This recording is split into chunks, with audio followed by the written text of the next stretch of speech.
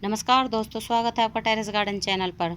तो दोस्तों, आज हम बातें करने वाले हैं चांदनी के प्लांट के बारे में, जिसको कि टगर के नाम से भी जाना जाता है।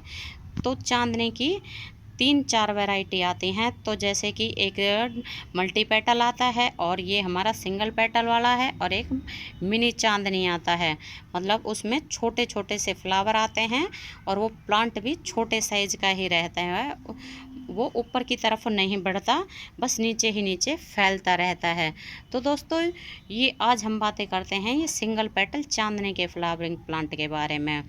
तो ये प्लांट बहुत ही कम देखभाल में चलने वाला प्लांट होता है। तो आपने देखा होगा कि जैसे सेक्टरों में घर के बाहर ग्रीन बेल्ट होती है, तो ग्रीन बेल्ट में ये प्लांट लगा रहता है। तो कई लोग इस प्लांट को अपने घर के बाहर गेट के पास भी लगाते हैं, क्योंकि ये प्लांट एक तो छायादार होता है, और फिर इसमें फ्लावर तो बहुत ही सुंदर आते हैं वाइट कलर के। तो आप देख सकते हैं हमारे प्लांट में भी ये कितने सुंदर फ्लावर भी आए हुए हैं, और इसमें कलियां भी ढेर सारी बनी हुई हैं। तो दोस्तों, ये प्लांट मतलब इस प्लांट को आप ज़मीन में भी लगा सकते हैं और गमले में भी लगा सकते हैं। तो इस प्लांट को आप ज़मीन में लगाते हैं तो ये काफ़ी बड़े साइज़ का प्लांट हो जाता है।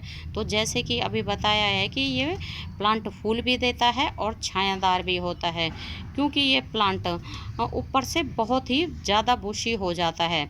तो दोस्तों, इस प्लांट को जब भी आप गमले में लगाएं तो आप बड़े गमले में ही लगाएं, मतलब जैसे 12 इंच से बड़ा, 14 इंच का या 16 इंच के बड़े गमले में, क्योंकि ये परमानेंट फ्लावरिंग प्लांट होता है। एक बार लगाने के बाद में ये कई सालों तक हमारे गार्डन में बना ही रहता है। और दोस्तों, अगर इस प्लांट के प्रोपोगेशन की बात करें तो ये प्लांट कटिंग से आसानी से चल जाता है। बस इसकी हमें पेल्सिन के जितनी मोटाई की कटिंग लेनी है और उसको सैंडी सॉइल में ग्रो कर देना है। तो ये हमारा प्लांट भी कटिंग से ही लगा हुआ है। तो आप देख सकते हैं ये इसकी कटिंग लगी हुई है, और ये इधर और ये यहाँ दो इसमें ब्रांच निकली हुई हैं। और ये अभी हमारा छोटा ही प्लांट है, क्योंकि इससे पहले चांदनी का ये वाली मतलब वैरायटी का हमारे पास प्लांट नहीं था। तो अभी इसको 2 से ढाई महीने पहले ही हम नर्सरी से लेके आए हैं। तो आप चाहें तो इसकी कटिंग भी लगा सकते हैं।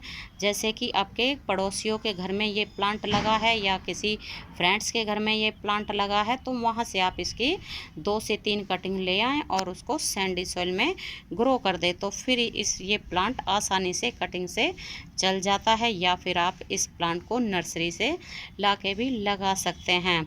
तो दोस्तों, अगर इसके सॉइल मीडिया की बात करें तो इस प्लांट को बिल्कुल वेल ड्रेन सॉइल में लगाना है। और इस प्लांट के अगर हम लोकेशन की बात करें तो इस प्लांट को आप फुल सनलाइट में टेरेस के ऊपर रख सकते हैं, क्योंकि ये प्लांट फुल सनलाइट में भी आसानी से चल जाता है, और इसमें फूल भी बहुत ही सुंदर सुंदर आते हैं वाइट कलर के। तो आप देख सकते हैं हमारे प्लांट में भी कितने सुंदर वाइट कलर के फूल आए हुए हैं, और इन फूलों को आप पूजा में भी इस्तेमाल कर सकते हैं। तो दोस्तों, इस प्लांट को आप नर्सरी से लाके भी लगा सकते हैं, और कटिंग से भी इस प्लांट को लगा सकते हैं। और अगर इस प्लांट को आप नर्सरी से लाते हैं तो इसका कुछ ज़्यादा प्राइस भी नहीं होता है। तो 20 से 30 रुपए में ये प्लांट आसानी से नर्सरी के ऊपर भी मिल जाता है। और कई बार इस प्लांट के ऊपर मिलीबग का भी अटैक हो जाता है। तो मिलीबग से अपने प्लांट को बचाने के लिए, जैसे कि हम हमेशा ही बताते हैं, 20 से 25 दिनों में इसमें एक बार नीम ऑयल का स्प्रे ज़रूर कर देना चाहिए। तो इससे हमारा प्लांट हर तरह के मिलीबग से या एफिड से मुक्त रहता है। मतलब इसमें मिलीबग या एफिड्स नहीं लगते हैं, और हमारा प्लांट साफ़ सुथरा रहता है। तो दोस्तों, अगर इसके फर्टिलाइज़र की बात करें तो इसमें आप 1 महीने में एक बार कंपोस्ट या फिर वर्मी कंपोस्ट की एक मुट्ठी डाल सकते हैं। या फिर आप इसमें विंटर सीजन में एक बार